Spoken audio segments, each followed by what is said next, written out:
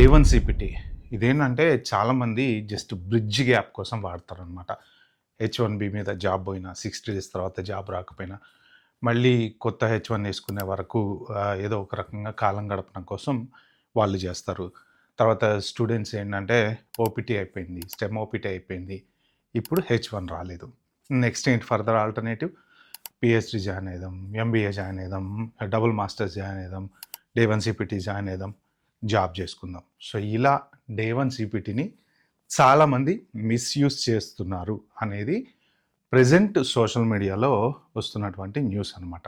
అయితే దీనివల్ల నష్టాలు ఏంటి అంటే యాక్చువల్గా ఇన్ని రోజులు ఇమిగ్రేషన్ ఎలా ఉన్నా కూడా నడిచింది. మనకు ఏ ప్రాబ్లం A1 CPT తీసుకో, లేకపోతే ఓపీటీ తీసుకో, లేకపోతే 60 డేస్ గ్రేస్ పీరియడ్లో ఉండు, ఫేక్ పేరోల్ రన్ చేసుకో, ఎలాగైనా సరే ఏ రకంగా అయినా సరే అమెరికాలో ఉన్నారు, కంటిన్యూ అయ్యారు. మళ్ళీ రెగ్యులర్గా మళ్ళీ ఏదన్నా మధ్యలో గ్యాప్స్ ఉన్నా, అవి ఉన్నా, ఇవి ఉన్నా మళ్ళీ రొటీన్లోకి వచ్చేసారు. మొత్తానికి లైఫ్లో అయితే నడుస్తున్నాయి. ప్రస్తుతానికి ఏంటంటే ఇమిగ్రేషన్ చాలా టైట్ అయిపోయింది.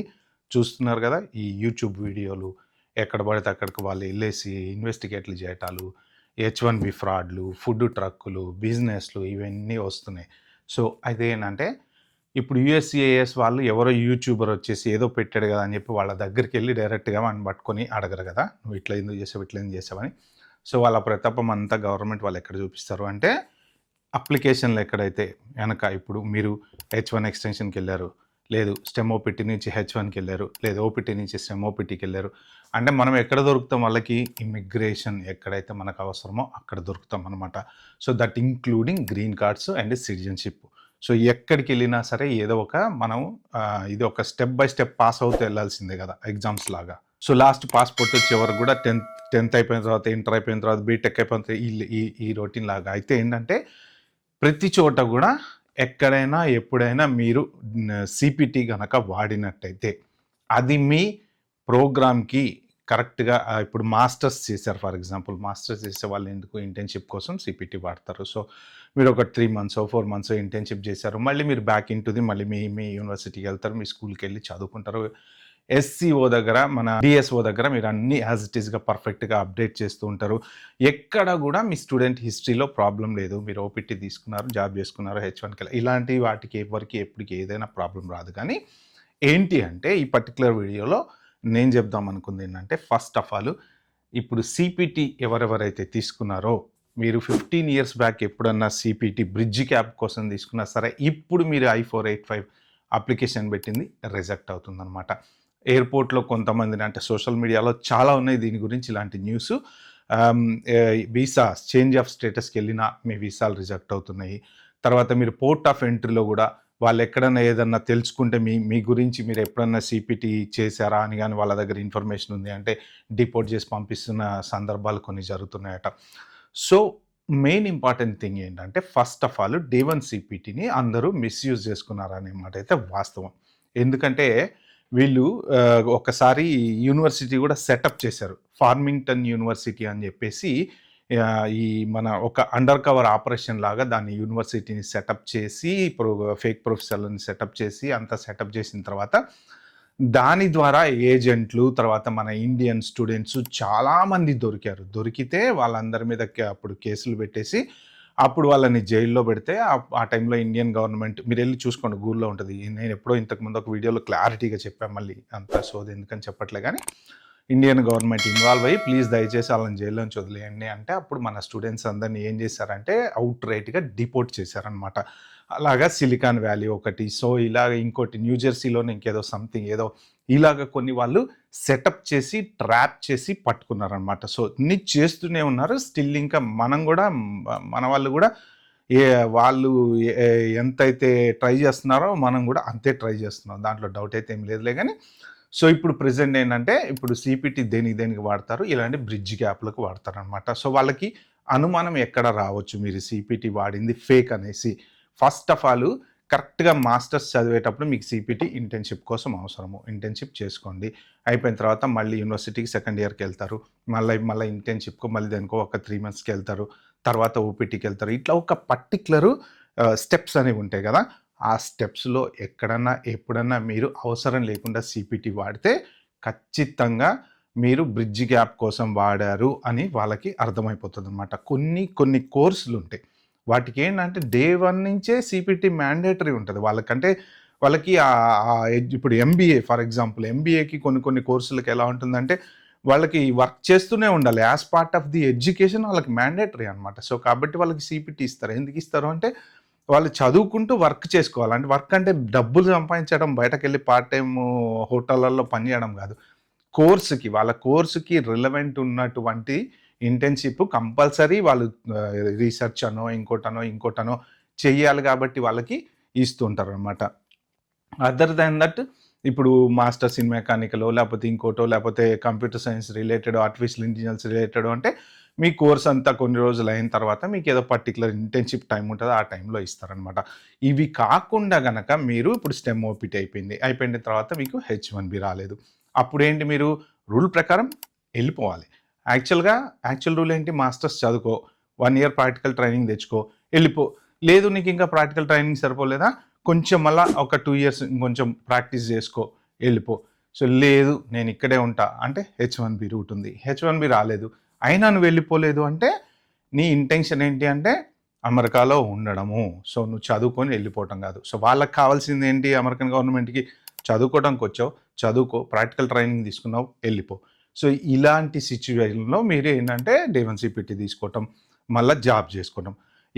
ఎక్కడ దొరుకుతున్నారు చాలామంది అంటే ఫస్ట్ ఆఫ్ ఆల్ ఈ సీపీటీ కాలేజీలు అనేవి చాలా మటుకు ఈ మధ్యన ట్రంప్ గవర్నమెంట్ వచ్చిన తర్వాత చాలా వరకు క్లోజ్ చేపిచ్చేస్తారు. ఎందుకంటే వాళ్ళకి అర్థమైపోయింది ఇవి లెటర్లు ఇవ్వడము, I-20లు ఇవ్వడము, అందరు వెళ్ళి జాబులు చేసుకోవటము.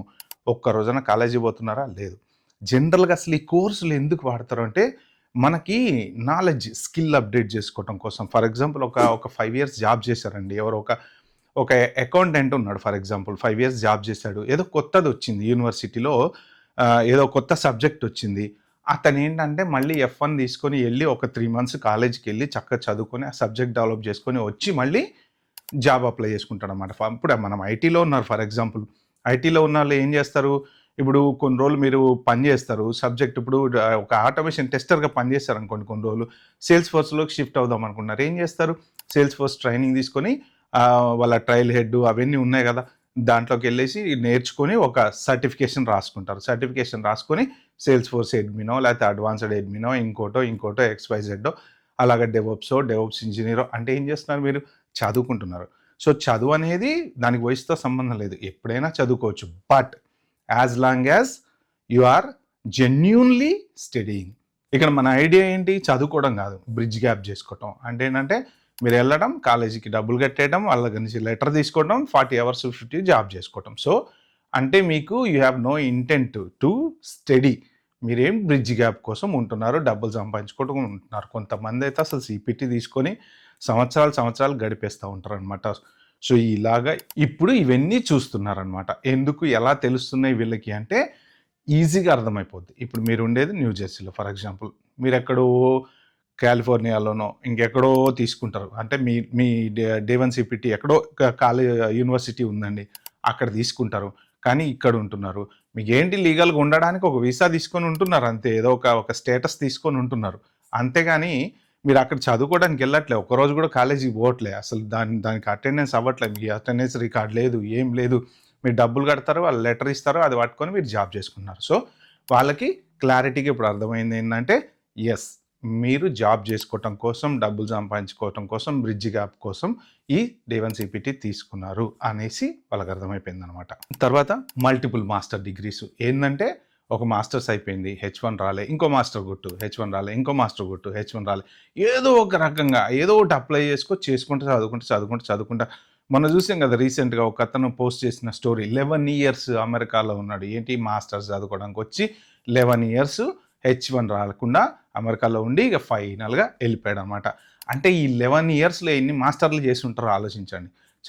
చదవరా అనేది పక్కన పెడితే ఇప్పుడు చాలా స్ట్రిక్ట్ అయింది కానీ ఇన్ని రోజుల నుంచి ఏంటి F1 మీద ఏదో ఒక యూనివర్సిటీలో డబ్బులు కట్టు, మాస్టర్స్ చేసి సీపీటీ మీద డబ్బులు కట్టు, జాబ్ చేసుకో, ఇట్లా జాబులు చేసుకుంటూ గడిపారు. కానీ ఇలాంటి వాళ్ళు చాలామంది ఉన్నారనమాట. సో ఇప్పుడు ఇక్కడ వీళ్ళు USCIS వాళ్ళు ఫిల్టర్ అనేది చేస్తున్నారనమాట. సో ఫర్ ఎనీ రీజన్ మీకు గనక ఫేక్ సీపీటీ, డే 1 సీపీటీ అనేది ఉంటే మీ H1 ఎక్స్టెన్షన్లోకి వెళ్ళినప్పుడు మీకు ప్రాబ్లం రావచ్చు.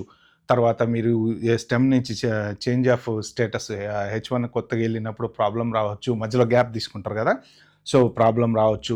గ్రీన్ కార్డ్ I-485 అప్లికేషన్ ఇంటర్వ్యూకి వెళ్ళినప్పుడు కూడా అది కూడా రిజెక్ట్ అయిందని చెప్పి నేను ఎక్కడో నెట్లో చదివాను. నేను జనరల్గా పోస్ట్ చేస్తూ ఉంటారు కదా ఇన్స్టాగ్రామ్లలో వీటిలలో రిజెక్ట్ అయిందని చెప్పి చదివా. సో అలాగా చాలా అప్లికేషన్లు ప్రెజెంట్ రిజెక్ట్ అవుతున్నాయి. ఈవెన్ కొత్తగా ఇప్పుడు ఈ ఇయర్ అప్లై చేసినటువంటి H1లు కూడా ఎన్ని వస్తాయో ఎన్ని రిజెక్ట్ అవుతాయో గ్యారంటీ లేదు. ఎందుకంటే కొంతమంది ఏదో జాబ్ ఉన్నా లేకపోయినా వేసేసారు. వాళ్ళు రియల్గా H1 ఏది పిటిషను FDNS సైట్ విజిటో లేకపోతే వాళ్ళ క్లయింట్ గురించి అడిగినప్పుడు ఇట్లాంటివి ఏమన్నా అయినప్పుడు మాత్రం ఖచ్చితంగా వాళ్ళ పిటిషన్ అయితే రిజెక్ట్ డెఫినెట్గా అవుతుంది. సో మెయిన్ ఏంటంటే day 1 CPT or CPT drama over. ఆ గేమ్ అయిపోయింది. ఇంకా మీరు ఎవరైనా సరే బ్రిడ్జ్ గ్యాప్ కోసం కనుక మీరు ఇప్పుడు CPT తీసుకున్నారు అంటే మీకు ఇంకా ఫ్యూచర్లో నాకు అమెరికాలో సెటిల్ అవ్వాలని లేదు, వాళ్ళు పట్టుకొని పంపించే వరకు నేను ఎట్లా కొట్లా ఉండి 4 డబ్బులు సంపాదించుకొని వెళ్ళాలి అనే ఇంటెన్షన్ కనుక మీకుంటే మీరు తీసుకొని చేయొచ్చు. ఎందుకంటే అది ఓన్లీ మ్యాక్స్ ఇప్పుడు ఎన్నో 7 8 యూనివర్సిటీలు మిగిలిపోయినట్టున్నాయండి. అన్ని యూనివర్సిటీలు అయిపోయినాయి. అసలు CPTలు ఎవరు ఇవ్వట్లేదు ఇప్పుడు. ఆ ఇచ్చే యూనివర్సిటీల లిస్ట్ కూడా వీళ్ళ దగ్గర ఉంటుంది. ఒకవేళ ఆ యూనివర్సిటీలో కనుక మీరు డే 1 CPT తీసుకున్నారని కనుక ఆబ్వియస్లీ ఉంటుంది కదా, రికార్డు ఉంటుంది కదా, సర్వీస్ రికార్డో ఇంకో రికార్డో మనం ఏ పని చేసినా కానీ రికార్డ్ అయితే కంపల్సరీ ఉంటుందండి ఇమిగ్రేషన్ వాళ్ళ దగ్గర, దాంట్లో డౌట్ అయితే ఏం లేదు. సో ఆ రికార్డ్స్ ప్రకారం మీ బ్యాక్గ్రౌండ్ వెరిఫికేషన్ చేస్తున్నారు కాబట్టి ఖచ్చితంగా మీకు మీ చేంజ్ ఆఫ్ స్టేటస్లు రిజెక్ట్ అయ్యేటువంటి ఛాన్స్ అయితే 100% ఉంది. కాబట్టి ఎవరైనా సరే డే 1 CPTని అవాయిడ్ చేయండి. మీరు ఒకవేళ మీరు కంటిన్యూ అవ్వాలి, స్టెమ్ OPT తర్వాత H1 రాలేదు అంటే జెన్యూన్గా చదువుకోండి. ప్రాపర్గా మీ దగ్గర డబ్బులు ఉంటే ప్రాపర్గా జెన్యూన్గా చదువుకోండి.